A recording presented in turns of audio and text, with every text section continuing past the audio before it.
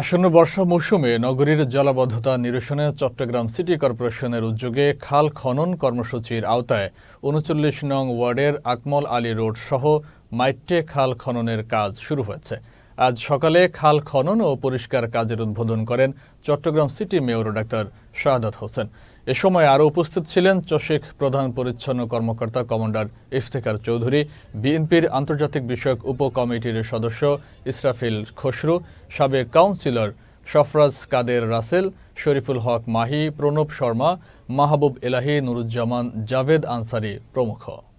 আমরা কাজ করে যাচ্ছি জলাবদ্ধতা নিরসনের জন্য। তবে এই খালটা আপনারা দেখেছেন, এই খালটা হচ্ছে সবচেয়ে এক্সেপশনাল একটা খাল, যেখানে সবচেয়ে বেশি ওয়াসার পাইপ আমরা দেখতে পাচ্ছি। এবং আমরা দেখতে পাচ্ছি যে এগুলো এখানকার যারা হয়তো লোকজন আছে তারা অপরিকল্পিতভাবে তারা এখানে ঢুকিয়ে দিয়েছে, এবং এই পাইপ থাকার কারণে গিয়ে আমরা কিন্তু এখন এসে কাজ করতে পারছি না।